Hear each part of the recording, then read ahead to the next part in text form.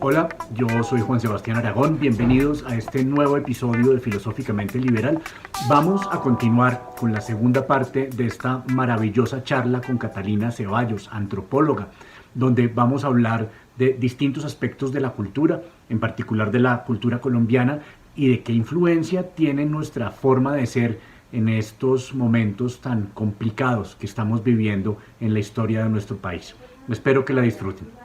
Volvemos otra vez a nuestro tema y es esa parte de nuestra cultura, es la ausencia de un Estado donde los ciudadanos tengamos la sensación de que nuestros derechos y nuestros deberes son igualmente compartidos, y entonces ante esa ausencia se crea esta cultura de sálvese quien pueda, y caemos, además esto es una cosa que está pasando a nivel mundial, estas cajas de resonancia Sí, sí, donde la sí, gente ve mundos sí. paralelos.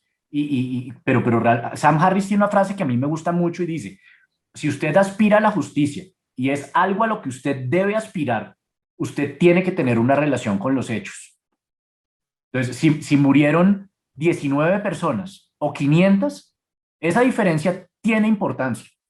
Si Por los mató la supuesto, policía o los mató la gente de Gentil Duarte o se infartaron, tiene importancia. por supuesto. Hay que determinar cuál es la verdad para poder tomar una posición Pero ante eso. fíjate, muy interesante que solamente las ONGs, en particular, por ejemplo, Temblores, es quien se ha dedicado a sacar informes que ha presentado ante las Naciones Unidas de las muertes perpetuadas por las fuerzas militares.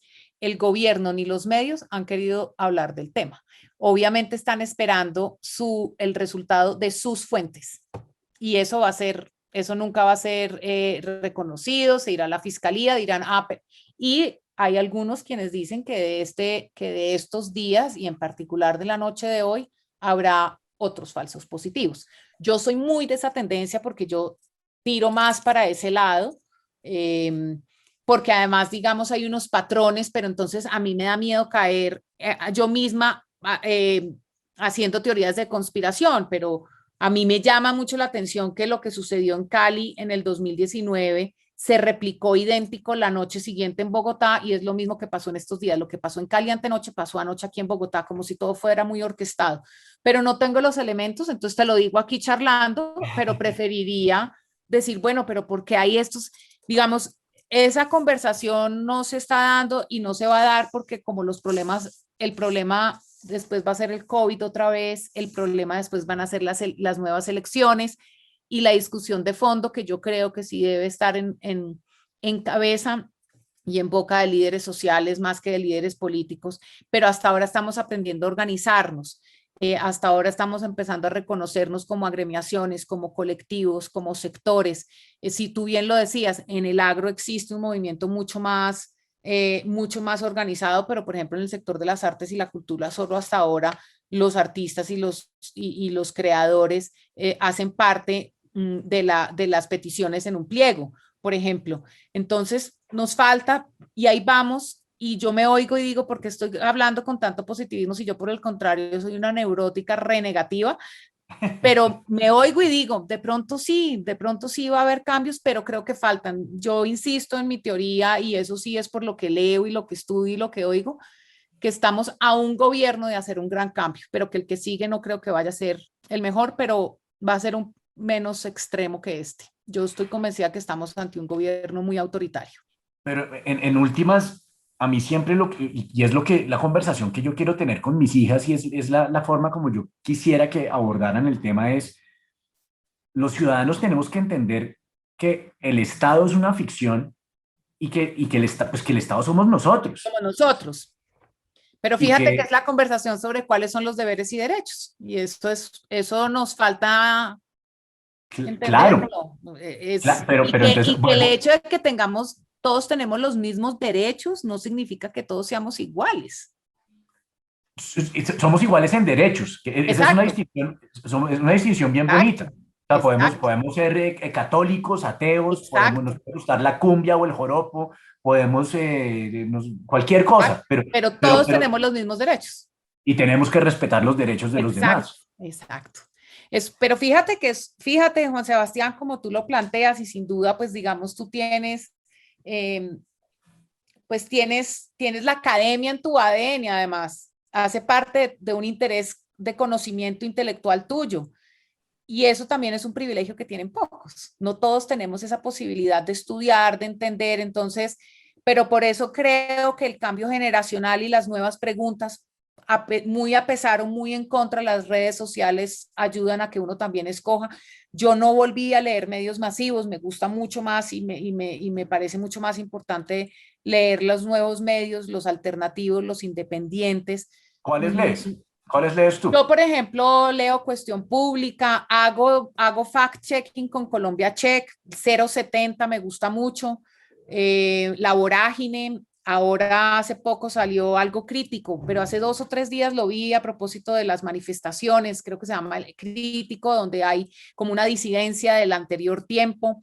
Y hago una cosa, y ahí sí soy muy firme con la cultura de la cancelación, aquellos medios que yo he visto que han dicho, que han hecho fake news, que no promueven el bienestar colectivo, que han demostrado posiciones que van en contra de la pobreza, los cancelo, no les doy clic, que me mandan, ay, no, que es que aquí dijeron esto, no les doy clic porque yo sé que se están beneficiando. Y eso es porque mi mamá, cuando vivíamos en Londres, cuando yo era muy chiquita, yo me acuerdo que ella decía, no podemos comprar limones de Sudáfrica porque en Sudáfrica hay un gueto y hay un apartheid en contra de los negros. Entonces, aquí en esta casa no consumimos limones de Sudáfrica. Y esas cosas, mira que eso son lo que pasa también con las casas y los hogares, ¿no? ¿Qué le estamos enseñando a nuestros hijos? Pero esas son reflexiones que hasta después de mucho tiempo le digo mucho a mis compañeros, nosotros cómo no salimos a marchar y a quejarnos más y a rebotarnos, porque sí es importante también manifestarse. Yo no estoy ahorita acá en mi casa porque estamos en pandemia y tengo la responsabilidad de cuidar de la salud de mi madre y tengo la responsabilidad de ser madre cabeza de familia y mi hija está en su cuarto en el colegio. En otras circunstancias es muy probable, como ya lo he hecho, hubiese salido a manifestar, me hubiera acompañado de la Procuraduría, me hubiera acompañado de Derechos Humanos, hubiese tenido un directorio de todos mis compañeros de cuadrilla, hubiera diseñado arengas con propósitos positivos, hubiese bailado, hubiese cantado, hubiese ido a hablar con los comandantes del ESMAD en caso de peligro, porque, y te lo digo porque lo he hecho. Entonces agradezco mucho que quienes lo estén haciendo con un propósito similar lo estén haciendo, a pesar de la lluvia y a pesar de la violencia de ellos, de los infiltrados. Yo recuerdo haber visto infiltrados y entre todos decir, pilas, pilas, ese no está con nosotros, ¿quién es, quién es, quién es, quién es? Y sacarlo, sacarlo, sacarlo, sin violencia, pero lo sacábamos. Ese man no está marchando con nosotros. Y creo que las revoluciones no son la revolución francesa ni la revolución industrial, son pequeñas revoluciones. Y esta es una. Y duras, y traen víctimas, y traen responsables, y se repiten patrones que no nos gustan, pero que son necesarias muchas veces. Yo soy de las que creo que muchas veces esto es necesario para zarandearnos mucho. ¿Tú crees que en este momento, si no se hubieran presentado todos estos actos vandálicos y los bloqueos en las carreteras, el gobierno no hubiera prestado atención al clamor popular? Pero yo no creo, pero es que hay un tema y es que yo creo que las manifestaciones del 2019 quedaron en 3 punticos, continuará, y que esto es un continuará, entonces que no necesariamente la reforma tributaria. ¿Dónde está la efectiva implementación de un acuerdo de paz? ¿Dónde están las discusiones sobre la paridad? Yo sí creo que las discusiones van mucho más allá de la reforma tributaria. Creo que eso sin duda fue uno de los detonantes, pero si uno lee el pliego de peticiones, hay muchas otras más, está la renta básica, está la reactivación, está un gobierno de extrema derecha, están las inversiones que se hacen de armamentos, helicópteros, aviones.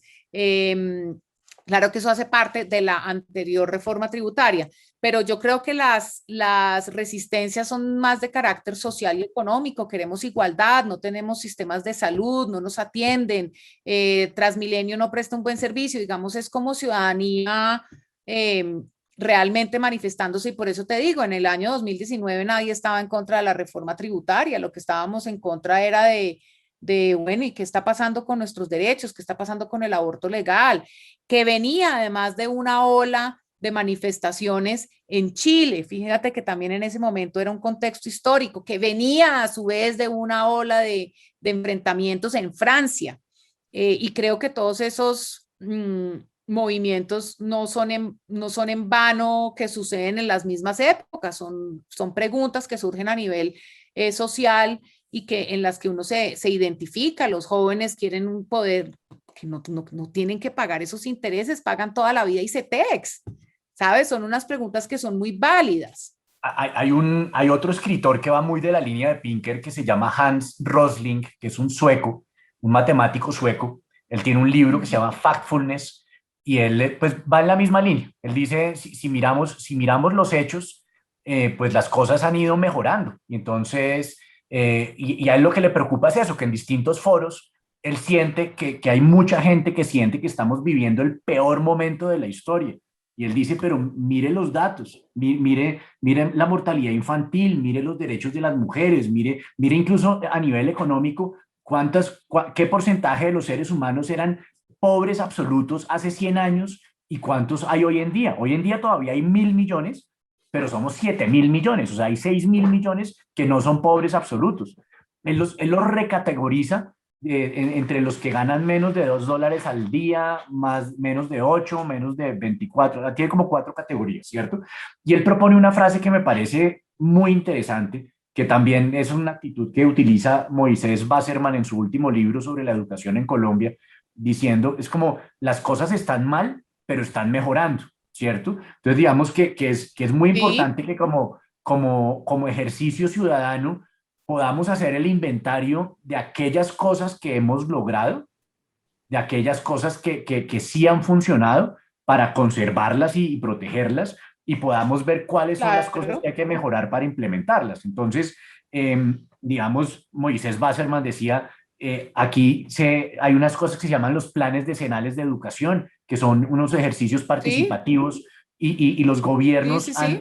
le han parado bolas a los planes decenales de educación tratando de mejorar la cosa. Los resultados todavía no están ahí, a pesar de todas las políticas que se han No, porque implementado tienen que pasar los años para recoger para recoger los réditos de frutos. eso. Lo mismo pasa con el Plan Nacional de Cultura, sin La duda. salud, la salud, nuestro sistema de salud con todas sus deficiencias es un sistema que está por encima del de muchos otros países de la región e incluso yo me atrevería a compararlo y ponerlo por encima de la experiencia que tiene un ciudadano de clase media en Estados Unidos con su servicio de salud, porque en Estados Unidos es bien complicado ese tema. Como poder realmente hacer ese inventario pues no perder el trabajo que se ha hecho y no entrar en ese fatalismo. Es que yo creo que el fatalismo está dominando nuestras mentes desde distintos extremos y eso no nos hace sino daño a nosotros mismos. Pues mira, yo lo del fatalismo de nuevo lo pondría más en el campo de tenemos que cambiar paradigmas y tenemos que dar la discusión.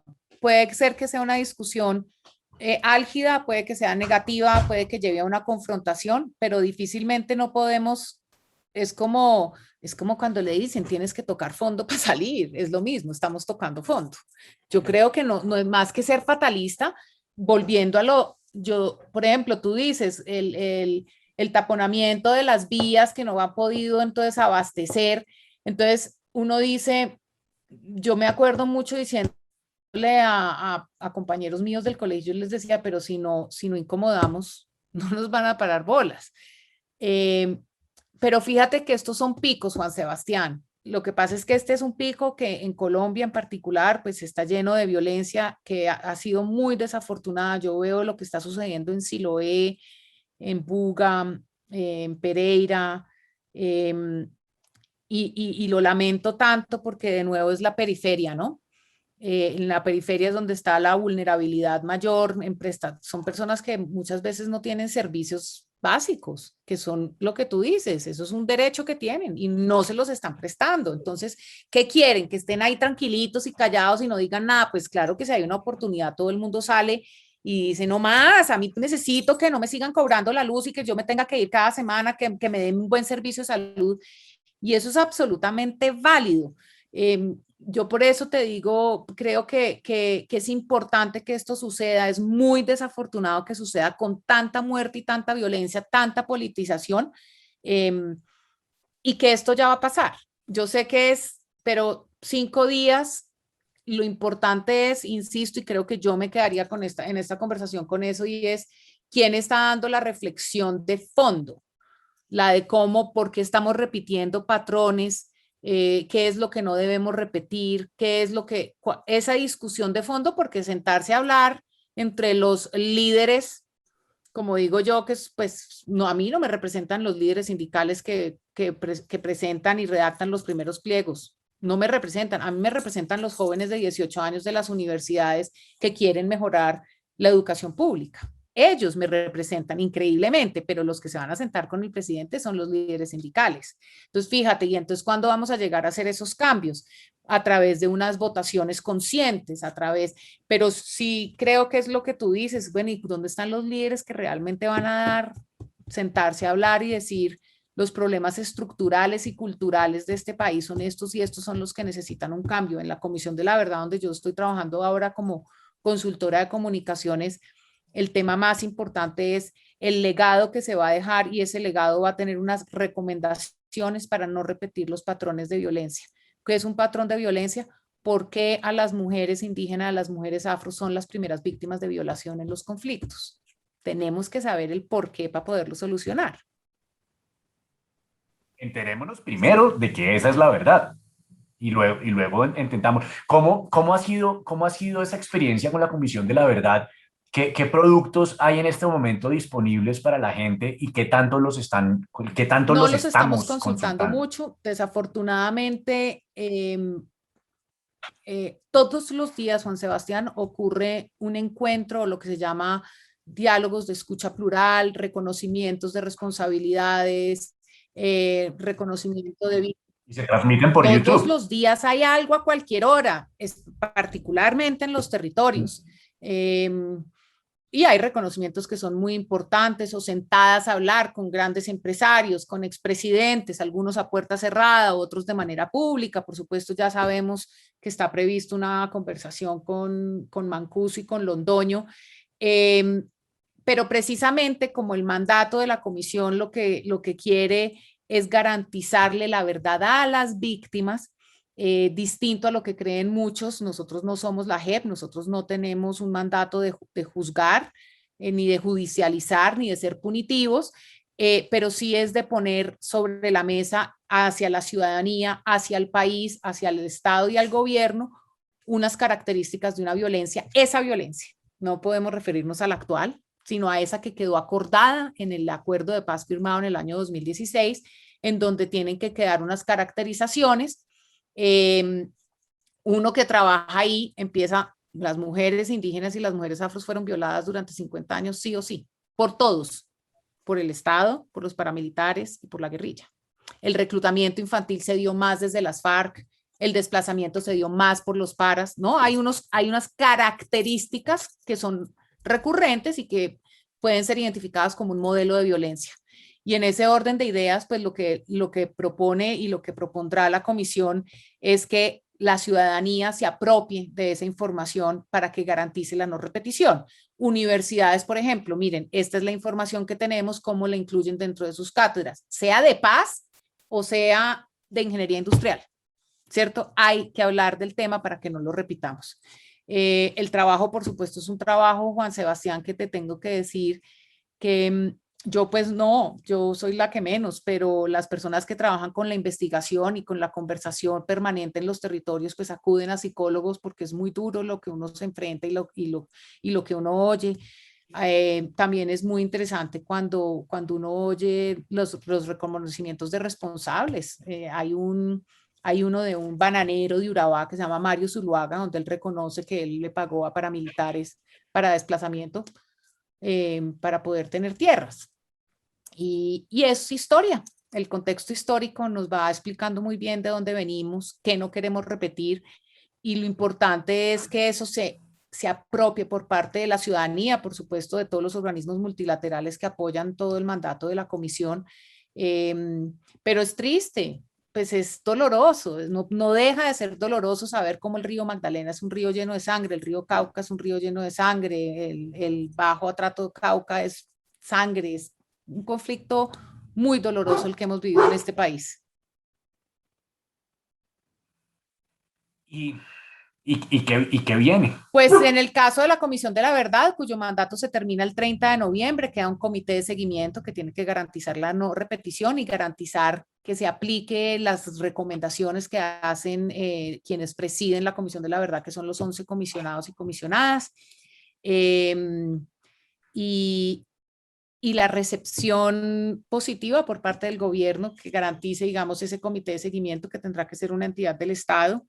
Y esperaría yo, digamos, trabajo con la confianza de que así sea, de que la ciudadanía de verdad desde todos los rincones del país, no se va a leer el informe final, pero que sí sirva como un documento de contexto histórico para reconocernos como ciudadanos de este país y reconocer cuáles son nuestras responsabilidades, entender la importancia de la víctima y del dolor de la víctima, cualquiera que ella sea. Ojalá sensibilizarnos ante el horror del conflicto, ¿cierto? Diría yo que eso es algo importante y una esperanza de futuro mejor. Tenemos que tener una esperanza de un futuro mejor, sí o sí. Esas palabras hay que ponerlas en piedra. Catalina, y con respecto a las políticas públicas de cultura, ¿cuál es el estado del arte de la cultura, de las políticas de cultura en Colombia? Pues mira, la política pública cultural de Colombia es una política pública que, digamos que su origen está muy asociado a la convención del año 2005, en donde se hacen unos acuerdos con la UNESCO a propósito de la protección del patrimonio y la diversidad. Dentro de esa protección y promoción de la diversidad, pues está la promoción de las industrias culturales y creativas, que como tú sabes, pues tienen que ver total y absolutamente con la propuesta y la bandera de desarrollo del sector a través de la economía naranja del presidente Iván Duque. A mi manera de ver, y creo que varios coinciden conmigo, es una bandera que si bien fomenta las industrias culturales y creativas, la propiedad intelectual, la sostenibilidad empresarial de la creación, en algunos momentos tal vez no le ha hecho el suficiente énfasis, tanto económico como comunicativo, en la articulación e integración con otras iniciativas más de proceso y de valor simbólico. Creo que eso no hace parte de las políticas actuales. Sin embargo, eso pues está allí y quien entre al nuevo Ministerio de Cultura pues tendrá que reconstruir ese discurso del valor simbólico del sector cultural. Yo creo que quien no comprenda la cultura desde su valor simbólico para el progreso y la construcción del tejido social, pues está trabajando en otras condiciones y nosotros todavía nos falta, precisamente hablando del conflicto, pues entender que los procesos muchas veces son más importantes que el resultado, entender que procesos artísticos, festivales, ferias y carnavales hablan de nuestra identidad más que de una sostenibilidad, pues es un rompimiento de un discurso anterior y que ha sido muy fuerte para el sector y ha sido muy difícil.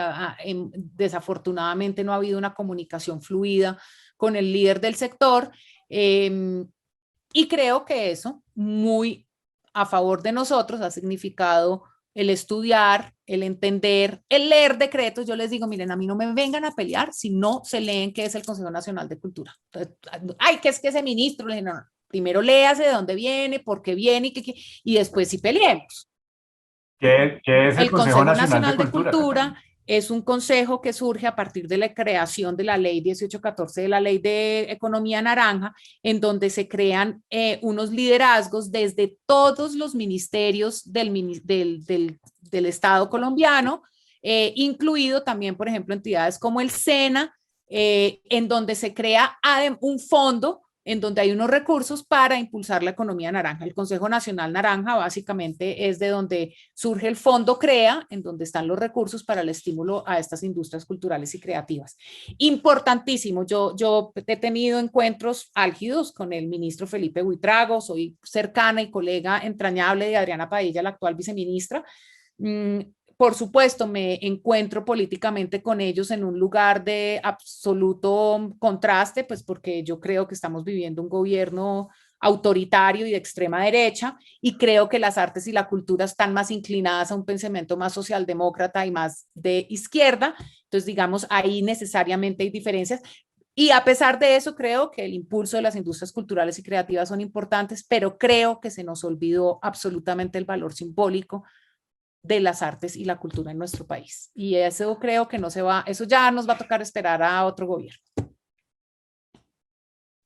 ¿Y cómo cómo es la lista de deseos? O sea, si tú tuvieras en tu dictadura el poder de definir cómo funcionaría esto, ¿cómo sería el Yo ecosistema? creo que tiene que haber ¿Cómo se una financiaría mayor la articulación cultura? con los territorios. Creo que la política cultural en particular, todas deberían, pero en particular la cultural tiene que tener una integración absoluta y articulación absoluta con los territorios. El reconocimiento del territorio en la cultura es absolutamente indispensable. En el propio Bogotá existen muchos territorios, lo hablábamos hace poco con Nicolás Montero a propósito de las localidades y los límites, por ejemplo, con lugares como Sumapaz, que hace parte de las localidades. A propósito, pues Claudia López en estos días presentó el POT y dijo que iban a ser 32 localidades. Tengo mucha curiosidad de leer cuál es la propuesta porque pues llama la atención. O sea, habrá ¿Sí? doce localidades nuevas Entonces, no que sé serán, si, pero serán localidades sí, existentes que se yo creo que dividen. rearmaron y de pronto expandieron Bogotá región. Tendríamos que ver entre las políticas, organismos como la UNESCO, sino a las sectoriales, a las territoriales, a las regionales. Creo que tiene que haber un relacionamiento con el sector privado, que es lo que se está planteando en efecto desde la economía naranja, pero mucho más desde casi que desde el mecenazgo, desde el reconocimiento de iniciativas en los territorios. Creo que tiene que haber un factor importante para la construcción de paz a través de las artes. Eh, Creo que tiene que haber un diálogo intersectorial con el agro, eh, con la educación, ¿sabes? Pero, Creo que tenemos... pero esto es teniendo un sistema como público de grupos artísticos, así como funciona, por ejemplo, el teatro en Europa, donde el teatro es totalmente No, yo pagado no por el creo en el Estado. Bueno, no, mentiras, asistencialismo, Juan venden Sebastián. boletería, pero Yo creo que sí es muy importante asistir económicamente a los procesos que son de desarrollo y de construcción del tejido social desde el Estado, pero iniciativas que no sean de carácter de construcción de tejido social, sino de crecimiento del creador y del gestor, sí creo que tienen que apuntar a una sostenibilidad. Pero no podemos aspirar que, no podemos pensar como de alguna manera se piensa ahorita y es todos tienen que pensar con esta misma y todos tienen que ser sostenibles. No le pueden pedir a una cantadora de Timbiquí que sea economía naranja.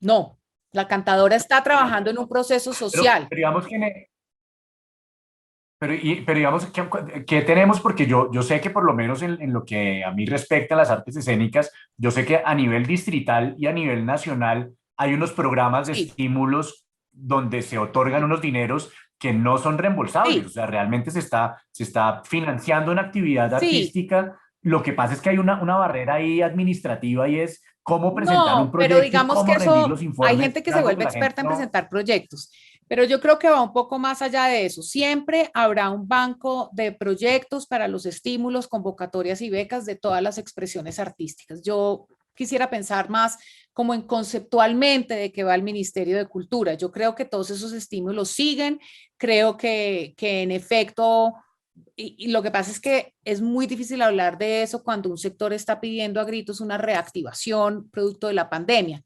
Suponiendo que las circunstancias fueran un poco distintas y no tuviéramos que darle la prioridad a la reactivación, eh, pensaría yo lo que te estaba diciendo ahorita, importantísimo trabajar con el territorio y la articulación y el entendimiento absoluto de la construcción del tejido social a través de las expresiones artísticas.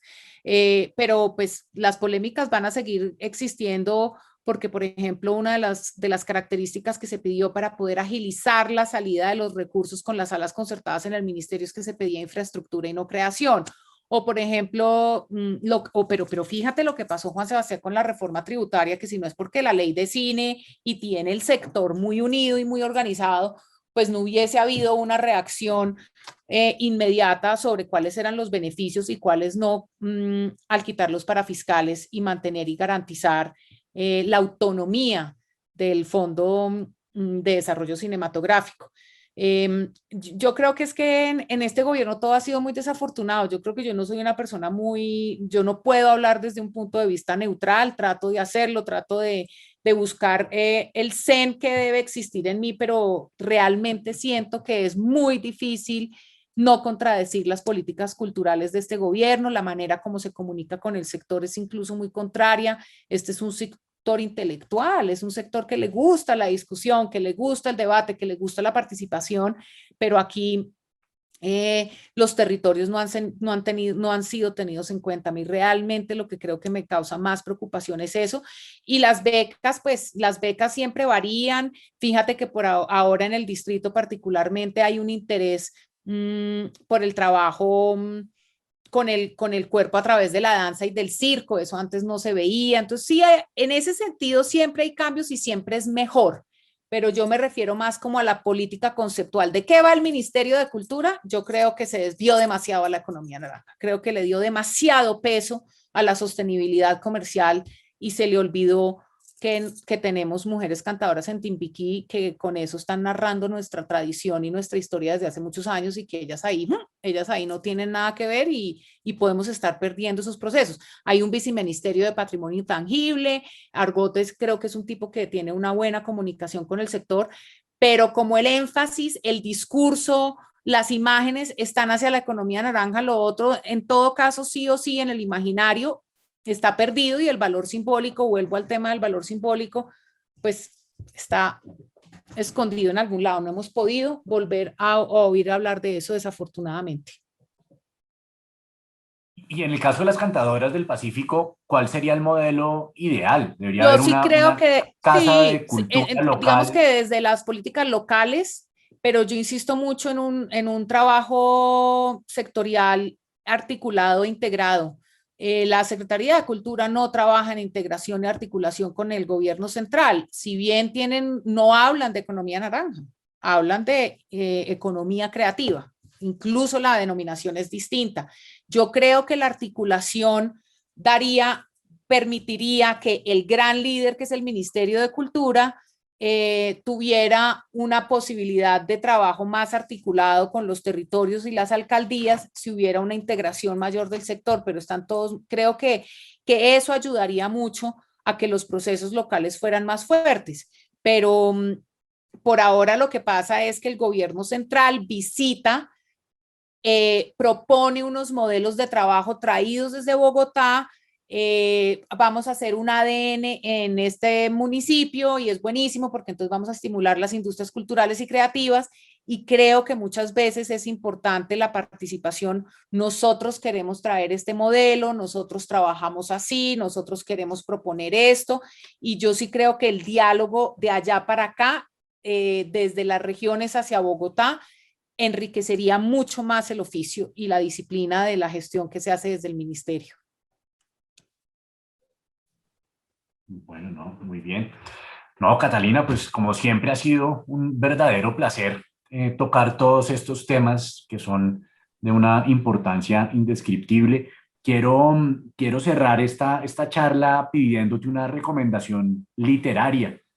¿Qué cosa te gustaría que la gente estuviera leyendo en Yo este soy de las que momento? me leo muchos al tiempo. Digamos que el último libro de ficción que me leí fue Los Abismos de Pilar Quintana. 3 días de lectura, como siempre, Pilar Quintana te coge. ¿Tú tienes familia caleña o es idea mía?